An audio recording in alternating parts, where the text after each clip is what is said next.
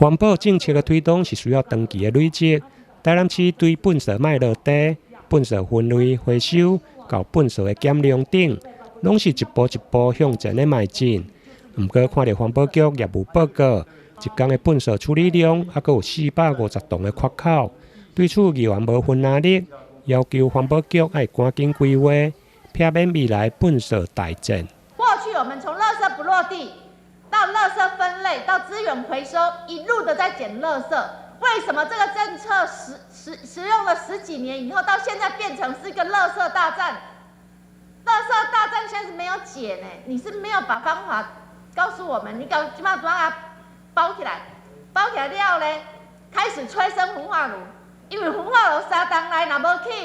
这垃圾无法度烧，我基本上只是给它包起来尔。其实焚化炉我们在109年就开始规划，所以那当然是因为有其他因素在暂停，所以我们现在就是弥补这个空窗期是这样，所以暂时打包是这样。局长，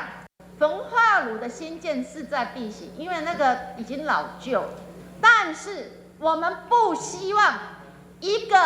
公共事务的新建，尤其是它后面的代收费用太可观了。我们整个环保局的清运人员，面对所有大楼都涌进来的时候，你们有办法去消耗这样的一个工作量吗？目前没有办法。目前没有办法，但依法又可以，对不对？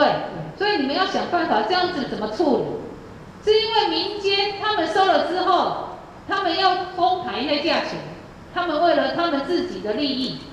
但是转嫁到我们环保局身上，你们就承受不了，要消化不了，这样子怎么办？一样都是大楼，有的大楼是委由民间去处理，有的大楼是委由我们环保局去处理，这价钱之间差很多。所以那个局长跟科长这个部分，我觉得你们也要有从长计议的一个想法。议员以大楼清运为例，虽然环保局鼓励新起的大楼垃圾会用的委外来处理，但清运的费用却一直在起。如果大楼若依法要求清洁队来清运，局长嘛坦承无法度负担。对此，议员要求环保局应该甲民间业者沟通，除了确实做好资源的回收。另外嘛，袂用个随便来调起清运的费用。台南新闻引根采访报道。